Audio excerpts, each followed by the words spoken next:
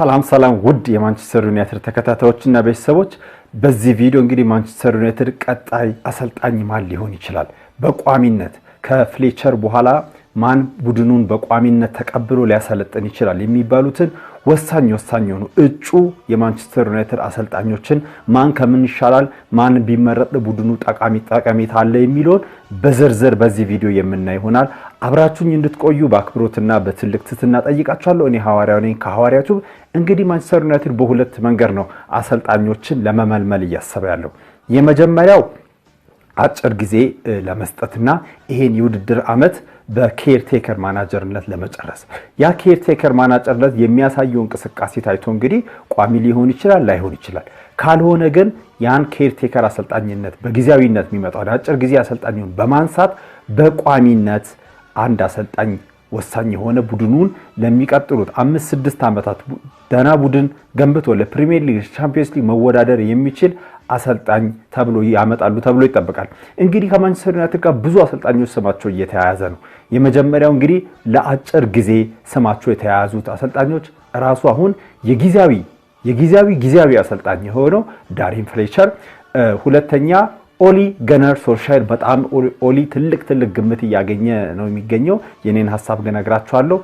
ሌላው ደግሞ ማይከል ካሪክ ይሆናል ተብሎ እንግዲህ እየተጠበቀ ነው ማለት ነው። እንግዲህ ለአጭር ጊዜ እነዚህ የሚመጡት አሰልጣኞች የሚያሳዩት እንቅስቃሴ ወሳኝ ነው የሚሆነው። ምክንያቱም በቋሚነት እነዚህን አሰልጣኞች ለማስቀጠል ማለት ነው። እንግዲህ ዳሪን ፍሌቸር አሁን በኢንተሪም ማናጀርነት ወይም በጣም የጊዜያዊ አንገብጋቢ አሰልጣኝ በመሆን ቡድኑን እንግዲህ አንድ ጨዋታ መርቷል። እሁድ ደግሞ በኤፍኤ ካፕ እንግዲህ ከብራይተን ጋር በሚደረገው ጨዋታ ቡድኑም እየመራ እንደሚወጣ ታውቋል ማለት ነው። እንግዲህ ዳሪን ፍሌቸር ከረንትሊ ኢንተሪም ማናጀር ነው ሆኖ ያለው። ባክግራውንዱን የዳሪን ፍሌቸርን ስናየው እንግዲህ ወሳኝ የሆነ የማንቸስተር ዩናይትድ የመሃል ሜዳ ተከላካይ በፈርጉሰን ጊዜ የነበረ ተጫዋች ነው።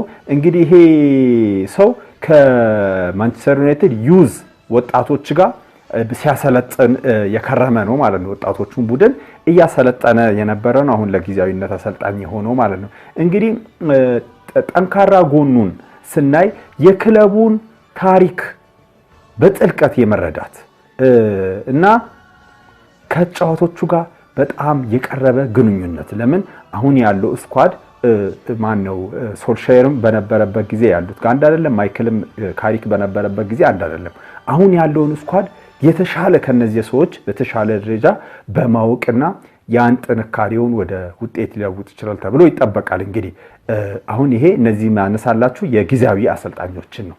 ሌላው እንግዲህ ጊዜያዊ አሰልጣኝ በዳሪን ፍሌቸር ላይ ምንድነው ዳሪን ፍሌቸር ክፍተት ደካማ ጎኑ ምንድነው ካላችሁ እንግዲህ በትልቅ ደረጃ ላይ የማሰልጣን ልምድ የለውም ይሄ ሰው። እንግዲህ ማንቸስተር ዩናይትድን የሚያክል ቡድን ይሄ ሰውዬ ይችላል ወይ ማሰልጣን? ዳሪን ፍሌቸር ለቀጣዩ ዘመናት አሻጋሪው ሰው ሊሆን ይችላል የሚለው እንግዲህ እንደ ትልቅ ጥያቄ ምልክት ሆኖ ዳሪን ፍሌቸርን ከሌሎቹ አሰልጣኝ ዝቅ የሚያደርግ ነው። ሁለተኛና በጣም ትልቅ ግምት እየተሰጠው ያለው ይሄም እድል ያገኛል ተብሎ እየተወሰደ ያለው አንዱ ማን ነው? ኦሊ ገነር ሶልሻየር ነው። እንግዲህ በአጭር ጊዜ የማንቸስተር ዩናይትድ አሰልጣኝ ሆኖ ይመጣሉ ተብሎ እየተጠበቀ ያለው እንግዲህ ይሄ ሁለተኛ ጊዜ ነው ማንቸስተር ዩናይትድን ሊያሰለጥን እድል ሊሰጠው የሚችለው ማለት ነው። እንግዲህ ባክግራውንዱን ወይም ከኋላ ታሪኩን ስናየው ኦሊ እንግዲህ መጀመሪያ የማንቸስተር ዩናይትድ ሌጀንድ ነው። ሌጀንድ እንዴት እንደሆነ ለእናንተ ላስረዳችሁ አልችልም። ምክንያቱም 1999 እንደ አውሮፓውያን አቆጣጠር ቻምፒየንስ ሊግ ላይ ፍጻሜ ላይ ባየር ሙኒክ ላይ ያገባት ጎል ጊዜ ጀምሮ ከዛ በኋላ በማንቸስተር ዩናይትድ ያደረጋቸው ነገሮች ሌጀንድ ያስብሉታል ማለት ነው። ትሪብል ዊነርም ስለሆነ ማለት ነው። እንግዲህ ከዛ ውጪ እንግዲህ ኦሊ ከ2018 እስከ 2021 ማንቸስተር ዩናይትድ በማሰልጠን በራሱ ቡድኑ ላይ ዕውቀት አለው። ከዛ ውጪ የተለያዩ ቡድኖችን በመያዝ በአገሩ ከዛ በኋላ በቱርክ ክለቦች የተለያዩ ቦታ ላይ በማሰልጠን የተሻለ ልምድ ያለው አሰልጣኝ ነው። እንግዲህ ለጊዜያዊ ከታጩት ከፍሌቸር እና ከማይከል ካሪክ አንፃር ሲታይ እንግዲህ ጠንካራ ጎኑ ምንድነው ካለው እንደ ፍሌቸር ሁሉ የቡድኑን ዲኤንኤ በመረዳት የማንቸስተር ዩናይትድን ማንነት በመረዳት የተጫዋቾቹን ደግሞ ለየት የሚያደርገው ከፍሌቸር የተጫዋቾቹን የደጋፊዎችን ዲኤንኤ በመረዳት ኤክስፒሪየንስ ሞቲቬሽኑን ለምን ስለሰራ በዛ ቦታ ላይ እንግዲህ ድክመቱ ምንድነው ካላችሁ ግን ቀደም ብሎ ማንቸስተር ዩናይትድን በማሰልጠን ፌል የሆነ ሰው ይሄን እንደምን አያችኋለሁ መሰለኝ አንድ ከምታፈቅሯት ፍቅረኛ ጋር ያልተጋባችሁት ሊሆን ይችላል እንግዲህ አልፈልግህም ብላ ካባረረች በኋላ ተመልሰ መተ በቃ እንዲየለመንክ መማጸናውን ኦሊ ያደረገ ያለው እንደዚህ ነው ማንቸስተር አንዴ አልፈልግህም ብሎ አድሮ አባራዋለች ብሬክ አፕ አድርጓል አሁን ከደገና ውሰጂኝ እንደፈለኩ ሆኜ እኖራለሁ ወጥ ስራ ስትይ ወሰራለሁ ቤት አጽዳ ስትይ ቤት አጸዳለሁ በደረት ተኛ ብትይ በተኛለሁ የምትፈልጊውን ሁሉ ሆነልሻለሁ አንቺ ብቻ ከኔ ጋር ሁኚ ይያላት ነው ኦሊ ማንቸስተር እንደዚህ አይነት ስሜት ነው የሚሰማኝና ይሄ ደግሞ ምንም አይነት ወኔ የሌለው ወደ ፊውቸር የሌለው ነገር ሆኖ የሚታየኝ ኦሊ በጣም እኔ ከማልደግፈው ነገር ይልቅ ጊዜያዊ አሰልጣኝ ኦሊ ሆኖ እንዲመጣ አልፈልግም ለምን አይቻለሁ ፊልሙን የኦሊን ፊልም አይተናል የኦሊን ፊልም ደግሞ አጨራረሱንም አይተናል እድል አልተሰጠም ተሰጥቶት ነበርና የሚባል ነገር እንደ ኦሊ እድል የተሰጠው የለም በማንቸስተር ዩናይትድ 3 አመት ነው የቆየው በ3 አመት ውስጥ የሚፈልገውን ነገር አድርጓል ሩበን እና ቴናግ እድል አልተሰጣቸውም እውነቱን ለመናገር ሶልሻየር ለዚህ ሶልሻየርን ፊልም እኔ ስላየሁት አልፈልግም ሶልሻየር እንዲመጣ ግን ሶልሻየር ደካማ ጎኑ እንግዲህ ቀረም ብሎ ቡድኑን የማሰልጠንና ውጤታማ ያለ መሆን እንግዲህ ያለ ዋንጫ 3 አመት ቆይቶ ያለ ዋንጫ የተለያየ ሰው መሆኑንም መዘንጋት የለብንም ምክንያቱም እንደ ቴናግ ያሉ ሰዎች እንኳን በሁለት አመት ውስጥ ምን ያክል ዋንጫ ከሱ በፊት እነ ሞሪኒዮ ራሱ ቴናግ እነዚህ ሰዎች ዋንጫ ይዞ ነው የጨረሱት ለዚህ ቫን ሃል ኦልሞስት ማንቸስተር ዩናይትድ ለኤፍኤ ካፕ ለፍጻሜ አድርሶ ነው ተባረረውና ነገሮቹን ስታዩ የኦሊ መምጣት እኔ ምደግፈው ነገር አይደለም በተጨማሪ ሶስተኛው እንግዲህ ጊዜያዊ አሰልጣኝ ተብሎ የሚታሰበው ማን ነው ማይክል ካሪክ ነው ማይክል ካሪክ እንግዲህ ቀደም ብሎ በማንቸስተር ዩናይትድ ጊዜያዊ አሰልጣኝ በካሪክ ሆኖ ሰርቷል አሲስታንት ማናጀር ሆኖ ሰርቷል ኬርቴከር ሆኖ ሰርቷል እንግዲህ ሶልሻየር ሲባረር ኬርቴከር ሆኖ ሰርቷል ለዚህ ስራ እንግዲህ ትልቅ ቦታ እኔ እንደውም ከሁሉም ሚኒስ ካሪክ መጥቶ እስከ ክረምቱ ቋሚ አሰልጣኝ መገኘት ካልቻለ ከካሪክ ጋር እንድንቆይ ይፈልጋሉ እንግዲህ ይሄ ነው ያለው ትልቁ ነገር ማለት ነው ባክግራውንዱ ስታዩ ካሪክ የማንቸስተር ዩናይትድ የቀድሞ ተጫዋች ነው ከማንቸስተር ዩናይትድ ጋር ብዙ ነገሮችን ያሳካ ነው ከሁለቱ ደግሞ ከሶልሻየር ደግሞ ለየት የሚያደርገው ካሪክ ምንድነው ፌል ያደረገ ሰው አይደለም ማንቸስተር ሆኖ ፍሬቸር ልምድ የለውም ካሪክ ግን የተሻለ ልምድ አለው በቻምፒዮንሺፑ በማሰልጠን የተሻለ ልምድ ያለው አሰልጣኝ ነው ማለት ነው እንግዲህ የኮቺንግ ኤክስፒሪየንሱን ስናይ እንግዲህ ብዙም ይሄን ያክል ከኦሊ ጋር የሚነጻጸር ባይሆንም ግን ለዚህ ቦታ የሆነ ነገር ቀደም እንዳልኳችሁ የኦሊን ፊልም አይተናል የካሪክን ፊልም ግን አላየነው አስተላለቁ ምን አይነት ቡድን ሊሰራ እንደሚችል ማለት ነው ሌላው እንግዲህ ጠንካራ ጎኑ ምንድነው ካላችሁ በጣም የታክቲካል ዕውቀቱ ከፍተኛ እንደሆነ ይነገርለታል ከተጫዋቾች ጋር ያለው መግባባት ኮሙኒኬሽኑ ማንቱማ ማናጅመንቱ ኦሊም በዛ የሚደነቅ ቢሆንም ግን የካሪክን በጣም የሚደነቅ ነው ማለት ነው ምንድናቸው መጥፎ ጎኖቹ ደካማ ጎኑ ካላችሁ ግን እስካሁን ድረስ እንግዲህ በአሰልጣኝነት ህይወቱ ትልቅ ቡድን ይዞ ትልቅ የሆነ ሪዝሜ ወይም የሥራ ፕሮፋይል የሌለው ሰው ነው በዚህ ይሄ ደካማ ጎን ሊሆን ይችላል ተብሎ ይጠበቃል ለምን ማንቸስተር ዩናይትድን የሚያክል ቡድን ለማሰልጠን ምን እንደሚያስፈልግ ግልጽ ስለሆነ ማለት ነው እነዚህ እንግዲህ በጊዜያዊ አሰልጣኝነት ማንቸስተርን በጊዜያዊ አሰልጣኝነት ይሄ ክረምቱ እስኪያልቅ ድረስ ቢያሰለጥኑ ተብሎ የሚጠበቁ ናቸው በቋሚነት የሚያሰለጥኑትን ደግሞ በቀጣይ በዝርዝር እንመለከታለን ማለት ነው ማንቸስተር ዩናይትድን እንግዲህ በቋሚነት ያሰለጥናሉ ተብሎ የሚጠበቁ 6 ወይ 7-8 የሆኑ አሰልጣኞች አሉ እነዚህ አሰልጣኞች እንግዲህ በቋሚነት እጩ እየተደረጉ ያሉበት ምክንያት ምንድነው በተለያየ ሚዲያዎች እየተጠቀሱ ያሉ ሰዎች ስለሆኑ ነው ሁለተኛ በተለያዩ ፑንዴቶች ወይም የእግር ኳስ ተንታኞች የቀድሞ ተጫዋቾች ላይ እየተጠቀሱ ያሉ ናቸው በተጨማሪ ደግሞ በአቋማሪ ድርጅቶች ትላልቅ የሆኑ ዓለም አቀፍ የሆኑ አቋማሪ ድርጅቶች ቀጣዩ የማንቸስተር ዩናይትድ ቋሚ አሰልጣኝ እከሌ ይሆናሉ ይላሉ እነዚህ ሰዎች እነማን ናቸው ምሳሌ እንደ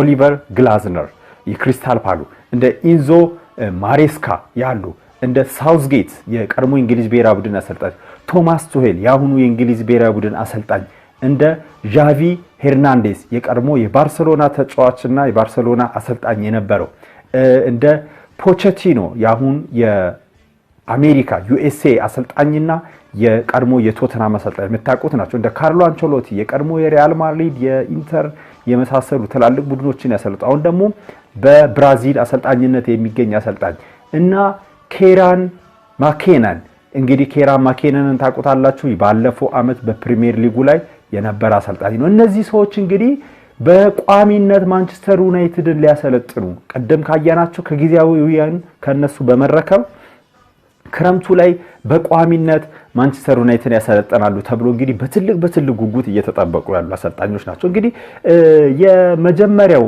ኦሊቨር ግላዝነር እንግዲህ በአሁን ሰዓት ላይ በክሪስታል ፓላስ ቤት በማሰልጠን የሚገኝ አሰልጣኝ ሲሆን እንግዲህ ይሄ አሰልጣኝ በጣም ዋና ትልቅ ቶፕ የሆነ ቦታ ተሰጥቶታል። ምክንያቱም በማንቸስተር ዩናይትድ ቦርድ ይሄን ሰውዬ ለመምረጥ ትልቅ ፍላጎት ስላላቸው አንደኛ ላይ የተቀመጠው እንግዲህ ይሄ ሰው ነው። እንግዲህ በማንቸስተር ዩናይትድ አለቆች አይን ውስጥ ገብቷል ማለት ነው ቀጣዩ ማንቸስተር ዩናይትድ አሰልጣኝ እንዲሆን። ምክንያቱም ተመሳሳይ ያጫወት ስልትም ከሩበን አሞሪም ጋር ስለነበረው ማለት ነው። ኦሊቨር ግላዝነር እንግዲህ ባክግራውንዱን ስታዩ ከክሪስታል ፓላስ ጋር ኤፍኤ ካፕን አሸንፏል። ዩሮፓ ሊግን ኤፍኤ ካፕን አሸንፏል።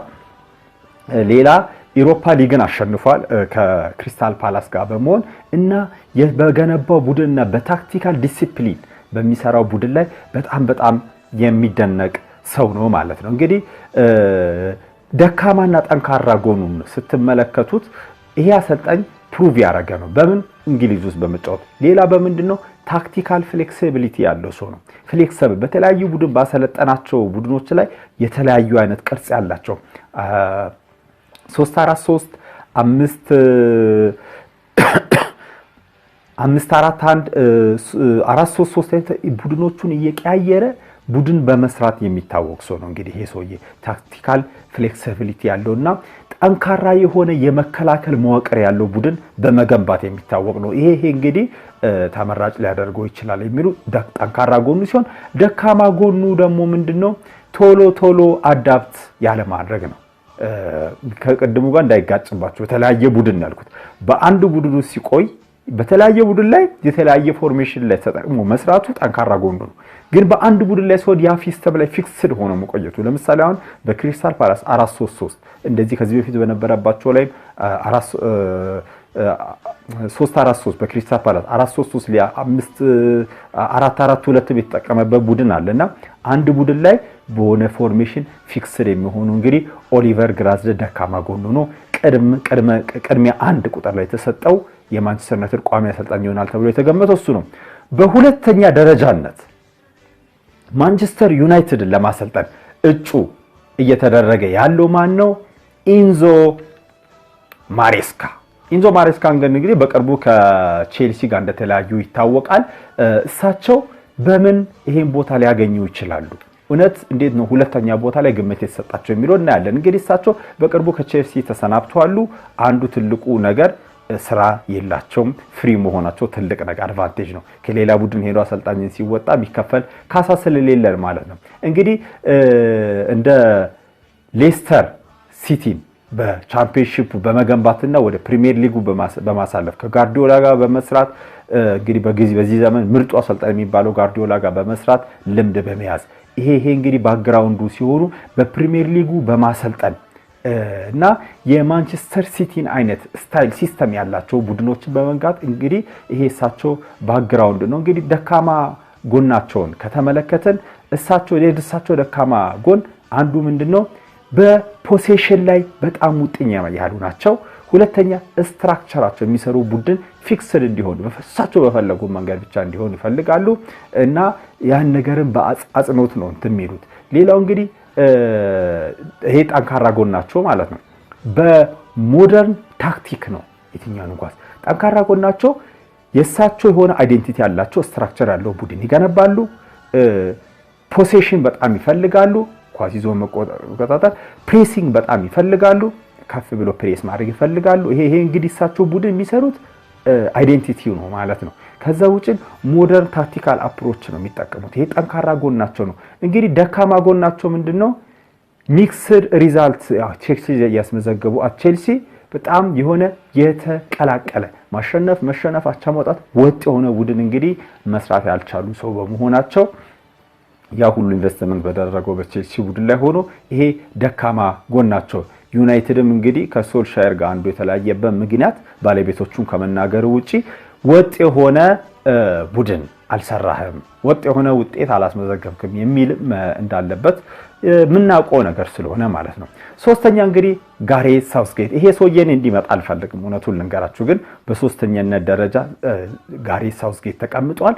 እንግዲህ ጋሬት ሳውስጌት አንደኛ በዚህ ሰዓት ከእንግሊዝ ስራ ወጥቶ ስራ አልባ ነው፣ ቁጭ ብሎ ነው ያለው። እንደ ማሬስካ ሁሉ እሳቸውን ለማምጣት የሚከፈል ምንም አይነት የውል ማፍረሻ የለም፣ እንደ ኦሊ የሩብን ጊዜ እንዳደረጉት ይሄ አንዱ ነው።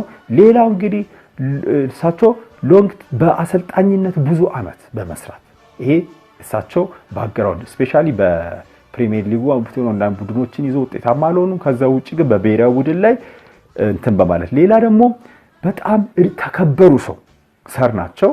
በጣም የተከበሩ መሆናቸውና በጣም የመናገር ችሎታ ያላቸው በመሆናቸው ሚዲያውን በጣም አድርጎ ወጣር አድርጎ ይዙ ይችላሉ ተብሎ ስለሚታሰብ ማለት እንግዲህ ደካማ ጎናቸውን ጠንካራ ጎናቸውን ከተመለከትን በጣም ጠንካራ መሪ ናቸው። በጣም በፕሬሸር ወይም በጫና ውስጥ ነገሮችን መቋቋም የሚችሉ ሰው ናቸው። ደካማ ጎናቸው ግን ምንም አይነት የክለብ ቀደም እንዳልኳችሁ ታሪክ የላቸውም በማሰልጣኝነት በብሔራዊ ቡድን እንጂ። ሁለተኛ ደግሞ ምንም አይነት የታወቀ ግልጽ የሆነ ሲስተም የላቸውም። እሳቸው የሚያከራክረው ይሄ ነው። እንግዲህ ሌላው እንግዲህ ያሁኑ የእንግሊዝ ብሔራዊ ቡድን አሰልጣኝ ቶማስ ቱሄል ናቸው። ቶማስ ቱሄል እንግዲህ በአሁን ሰዓት ላይ እንግሊዝ ብሔራዊ ቡድን አሰልጣኝ ነው። በከፍተኛ ደረጃ ያሰለጠኑ የሚገኙ ሰው ናቸው። በቻምፒየንስ ሊግ አሸናፊ ናቸው። ባክግራውንዳቸውን ስንመለከት ከዚህ በፊት ቀደም ብሎ እንደ ቼልሲ አይነት ቡድኖችን በፕሪሚየር ሊግ ይዘዋሉ። እንደ ፒኤስጂ አይነት እንደ ዶርትሙንድ አይነት ቡድኖችን በማሰልጠን በከፍተኛ ደረጃ በክለብ ደረጃ አሁን ደግሞ ብሔራዊ ቡድን አሰልጣኝ ናቸው። ይሄ ተመራጭ ያደርጋቸዋል። ሌላው ጠንካራ ጎናቸው ደግሞ በጣም ታክቲካሊ አዳፕቴቢሊቲ ናቸው። በጣም ካላቸው ተጫዋቾች ጋር አይቶ ቡድናቸውን ሸፍል ማድረግ የሚችሉ ሰው ናቸው። ማንቸስተር በዚህ ሰዓት የሚያስፈልገው ይሄ ነው። ምክንያቱም ባለቤቶቹ ኢንቨስት እያደረጉ ስላሉ ነው። አሮሞሪንም ያባረሩት ምንድነው? እኛ ኢንቨስት ስለማናደርግልህ ሸፍል አድርጋሉት። እሱ ደግሞ ቡድኑን ሸፍል ማድረግ አልፈለገም። ለዛ ነው ያባረሩት። በዚህ አንጻር ስንመለከተው እንግዲህ እሳቸው በጣም ተመራጭ ሰው ናቸው። ሌላው ትልቁ ነገር ደግሞ በጌሙ ላይ ፓሽን በሆነ እግር ኳስ ላይ በጣም ትልቅ ልምድ ያላቸው ሰው ናቸው። እሳቸው ደካማ ጎን እንግዲህ ሚክስድ የሆነ ሪዛልት ነው ያላቸው። እንግዲህ ዝም ብሎ የማሸነፍ የጠንካራ ቡድን አለ። ከተለያየ ቡድን ጋር ስናይ አሁን ፒኤስጂ ላይ የነበራቸው አቋም ጥሩ አልነበረም። ቼልሲ ላይ የሚሆነ ሳል ላይ ጥሩ ቻምፒየንስ ሊግ ቢያነሱም ከሆነ በኋላ ቡድናቸው ወርዶ አቋሙ እንደተባረሩ እናውቃለንና ሚክስድ የሆነ ሪዛልት የተቀላቀለ ወጥ የሆነ ነገር አይደለም ያላቸው በክለብ ቡድናቸው። ይሄ እንግዲህ ደካማ ጎናቸው ነው ማለት ነው። እንግዲህ ሌላው አራተኛው ቶማስ ቱሄል፣ አምስተኛው ማነው? ዣቪ ሄርናንዴዝ። ዣቪ ሄርናንዴዝ እንግዲህ የቀድሞ የባርሰሎና ተጫዋች ነው። በባርሰሎናም አሰልጥኖ ያውቃል። እንግዲህ በፕሪሚየር ሊጉ ግን ምንም አይነት ልምድ የለውም። ይሄ ማወቅ ይኖርብናል። ጠንካራ ባክግራውንዱ እንግዲህ በላሊጋ አሸናፊ ነው። ይሄ ሰውዬ ኢሊት ፕሌየር ነበር። በጣም በከፍተኛ ደረጃ ትልቅ ቦታ የነበረው በተጫዋችነት ጊዜ ትልቅ ቦታ የነበረው ከዛ ከቲኪታካ የባርሰሎና ቡድን ጋር አባል የነበረ ተጫዋች ነው። እንግዲህ ደካማ ጎኑ ምንድነው? ጠንካራ ጎኑ ምንድነው? ወርልድ ክላስ የሆነ ኤክስፒሪየንስ ነው ያለው። በአረብ ሀገር አሰልጥኗል። በጠንካራ በሚባለው ላሊጋ አሰልጥኗል። እንግዲህ ይሄ ጠንካራ ጎኑ ነው ማለት ነው። ሌላ ጠንካራ ጎኑ ውበትና ማራኪ ያለው እግር ኳስ መጫወቱ ነው። እንግዲህ ይሄ ጠንካራ ጎኑ ነው። ደካማ ጎኑ ደግሞ እንደ ማንቸስተር ዩናይትድ አይነት ክለቦችን አሰልጥኖ ያለማወቁ፣ እንግሊዝ ላይ ከብዙ አይነት ልምድ ያለመኖሩ፣ እንግዲህ በቋንቋም በምንም ፕሪሚየር ሊግ ላይ መጣ ሊቸገር እንደሚችል የታወቀ ነው። እንግዲህ ክለቡ የሚፈልገው ታሪክ ማንነት ይሄን ነገር ያቃለው የሚለው ማንቸስተር ዩናይትድን ይሄ አጠራጣሪ ያደርገዋል ማለት ነው። ስድስተኛ እና ሰባተኛውን አንድ ላይ ነው ማድረግላቸው። ሁለቱም ተመሳሳይ ሆነ አሁን ያሉበት ሁኔታና ሲቹዌሽን ተመሳሳይ የሆነ ሁኔታ ላይ ስላሉ ማነው ማውሪሲዮ ፖቼቲኖ የቀድሞ የቶተንሃም እና ያሁኑ የዩኤስኤ አሜሪካ አሰልጣኝ እና ካርሎ አንቸሎቲ የቀድሞ የሪያል ማድሪድ እና እንዲሁም ያሁኑ የብራዚል አሰልጣኝ እነዚህ ሰዎች እንግዲህ ትልቅ ስም ያላቸው ናቸው። ትላልቅ ደረጃ ላይ መወዳደር የቻሉ ናቸው። ባክግራውንዳቸውን ብናይ የተለያዩ ውጤቶችን ያስመዘገቡ ናቸው። ቻምፒየንስ ሊግ እንደ አንቸሎቲ ያሉ ሰዎች ደጋግሞ በተጫዋችነት በአሰልጣኝነት ደጋግሞ ቻምፒየንስ ሊግን ማንሳት የቻሉ እንደ ፖቼቲኖ ያሉ በተጫዋችነታቸው ትልቅ ቦታ የነበራቸው በአሰልጣኝነታቸውም ቡድናቸውን ይዞ ቶተንሃምን ይዞ በትላልቅ ደረጃ ላይ ማሳየት የቻሉ አሰልጣኝ ናቸው። እንደ ፒኤስጂ አይነት ቡድኖችን ያሰለጠነ ነው ፖቼቲኖ። ይሄ ጠንካራ ጎናቸው ነው። እንግዲህ ደካማ ጎናቸው እንግዲህ ጠንካራ ጎናቸው እንግዲህ ምንድነው? ሌላው ሊደርሺፕ እና ታክቲካል ዕውቀታቸው በጣም የሚገርሙ ሰዎች ናቸው። እነዚህ ትላልቅ ቡድን ለመምራት ስብዕና ያላቸው ሰዎች ናቸው። ደካማ ጎናቸው ደግሞ እንግዲህ እነሱ የሚፈልጉት ቡድን አሁን መሬት ላይ አውርዶ ለማሳየት በጣም ኤክስፔንሲቭ ነው። ሃይሊ ኤክስፔንሲቭ ነው። በጣም ውድ የሆነ ቡድን ነው። ለምን አንቸሎቲ እንደምናስታውሰው ኤቨርተንን አሰልጥኖ ውጤታማ አልሆነም።